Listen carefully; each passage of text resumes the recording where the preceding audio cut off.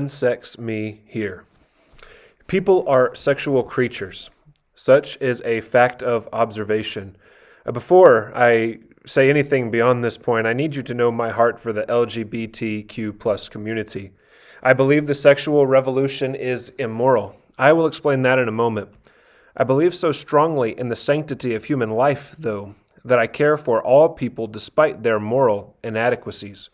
My theology demands that I consider others to be more important than myself and work for their good, whether or not I agree with their lifestyles.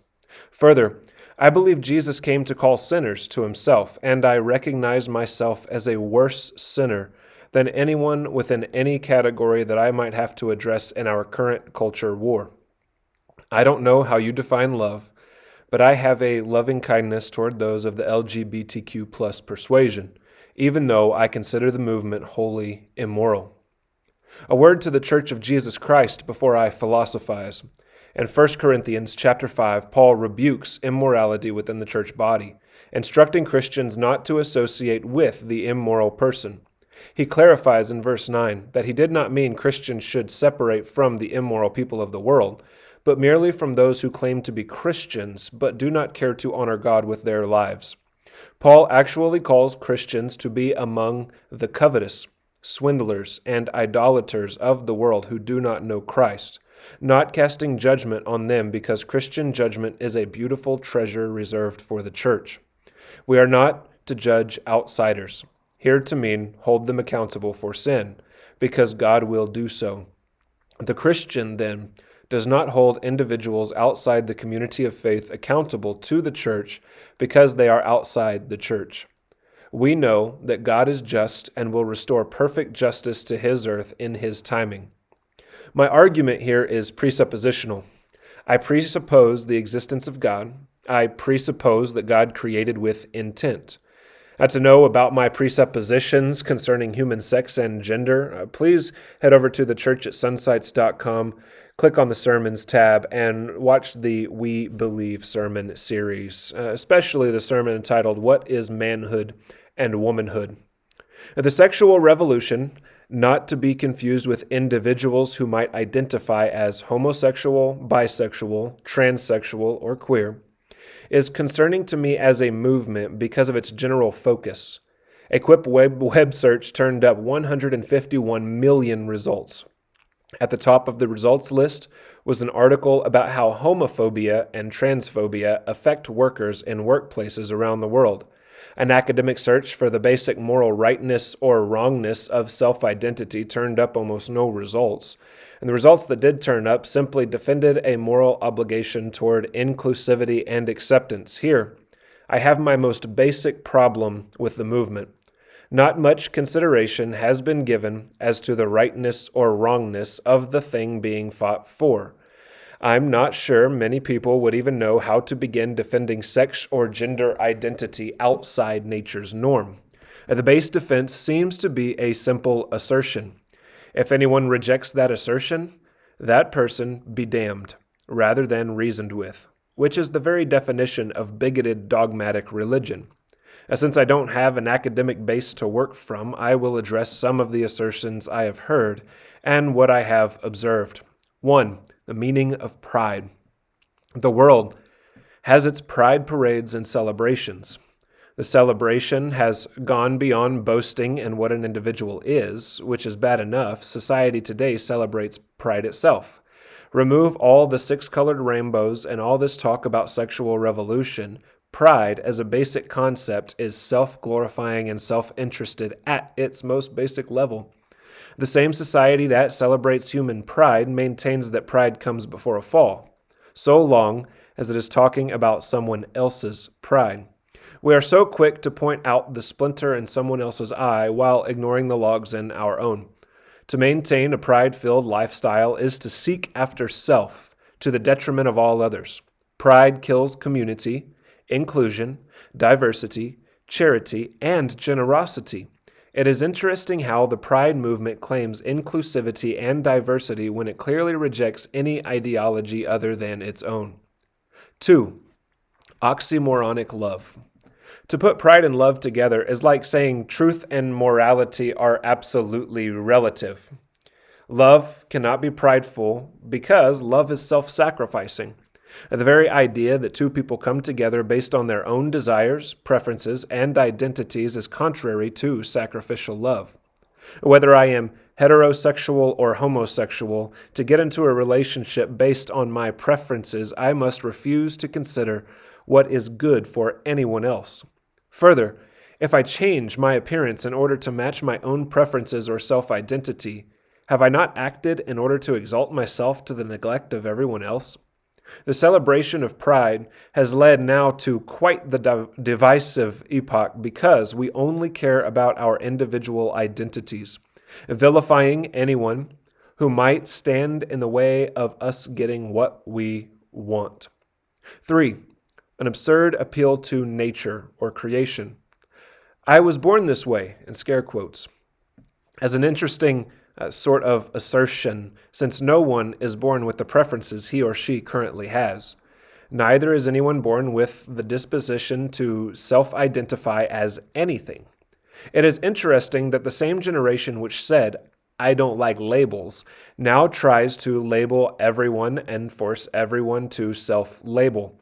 Even if someone were born self-identifying sexually or engendering him or her or itself, there is no logic to insist that we should stay the way we were born. Babies come from the womb unable to care for themselves, crying, and entirely selfish. As they grow, they rely less on others and, we hope, learn to care for others. No person begins this life caring for anyone but him or herself. Perhaps many never learn to deny themselves so they might actually love others. 4. Sexism Reimagined. The movement that claims inclusivity and free love is, in reality, a more isolating and selfish movement than most realize, even those within the movement. In such a sexual and gender-fluid atmosphere, there is respect for neither men nor women. Without measurable distinctions, the sexes and genders virtually disappear, and no designation carries meaning whatsoever. Thus, the counterproductivity of the movement is made evident. The system collapses because the revolution destroyed both sexual and gender identity for everyone who bought it. The implosion made war against men and women, which is the most radical sexism I have ever witnessed. 5. Social Darwinism. I think about countries in which there are no lawful distinctions between sexes, genders, or races.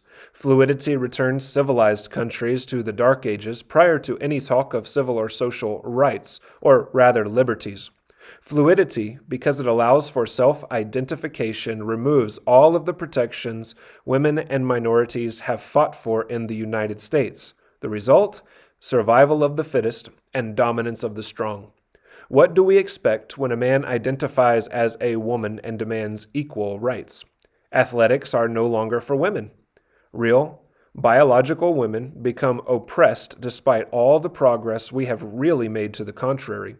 The new interpretation of the Equality Act essentially makes equality impossible because non-distinction logically leads to social Darwinism, the very thing equal rights protections guarded against.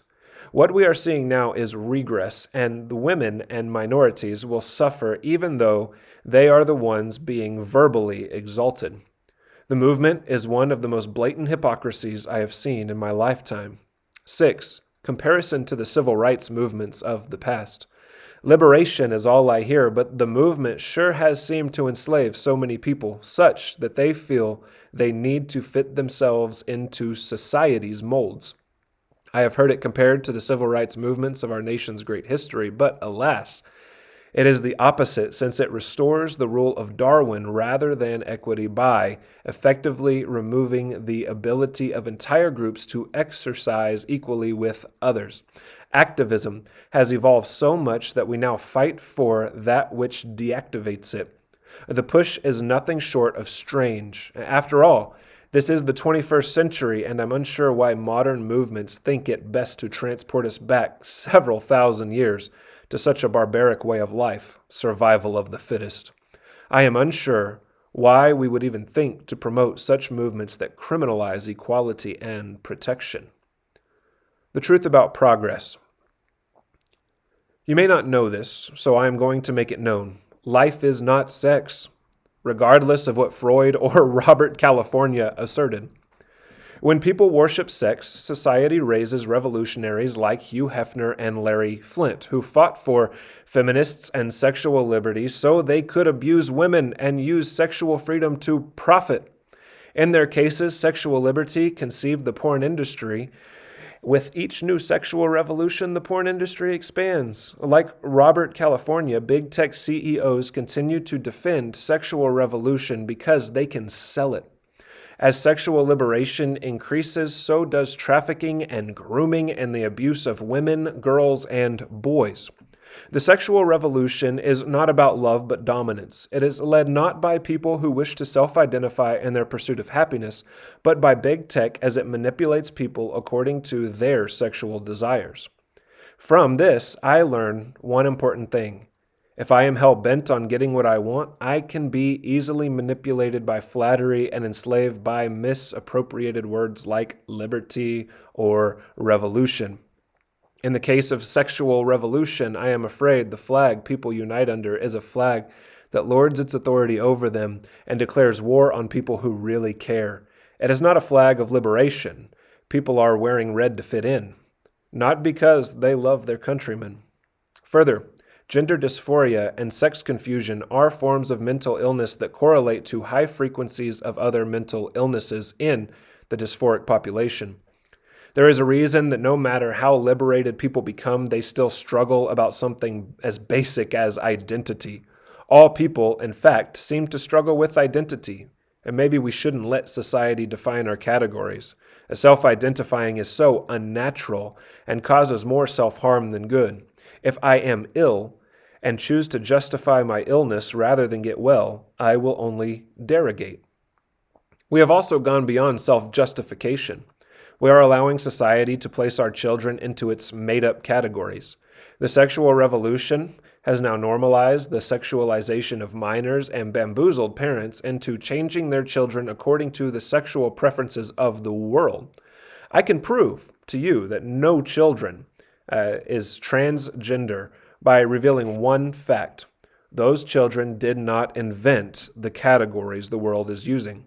Society told them how to identify, and they did, like children do. For instance, I explained to my 3-year-old that he is a male because he has a penis, and he believes me. He believes me when I say he cannot grow up to be a dinosaur because biology doesn't work that way. One type of animal cannot grow into another. We cannot be anything we want. He believes me because he is a child. And likewise, every child believes what he or she is taught until he or she is taught to question it. We do not have the preferences we have from the moment we are born. We learn to have them. We see the categories, decide where we want to fit, and our preferences follow. Base desire does not deal with categories or identity. It deals with pleasure and satisfaction, the need to be fulfilled, satisfied. Further, the shaping of our preferences is lifelong, placid, movable. In short, we portray ourselves as who we want to be. We suffer identity crises because society shapes us and we change. Concerning the sexual revolution, the movement is built on assertions rather than scholarship. The movement is actually bigoted and dogmatic, even though it often uses those terms to assault anyone who questions its assertions, even reasonably. The movement encourages people to be selfish rather than actually love others, and the overall movement is harmful to society, especially women, girls, and boys. The very things that people in the movement purport to defend are the things it destroys, all in the name of self. Folks, that's called a bait and switch. My appeal to homosexual, bisexual, transsexual, and queer individuals. I want to ask you not to mistake my distaste for the sexual revolution as apathy for you. My heart goes out to you. I care for you. I am sorry no one took the time to tell you the truth about society's false categories. I am sorry you haven't been free to simply be, rather than being confined to the categories that have been invented for you. I love my son enough not to hand him over to his preferences, else he would only eat cereal and ice cream and never be a healthy adult. Many of you will not accept this truth, Many of your parents were so afraid to lose you that they handed you over to the preferences forced on you by society. I beg you to hear this. Life is not about your preferences. You don't have to fit into those categories. And the more we seek to justify ourselves, the more we harm everyone else and feed wretched industries that prey on our selfish desires. Those who wish to save their lives must first lose them.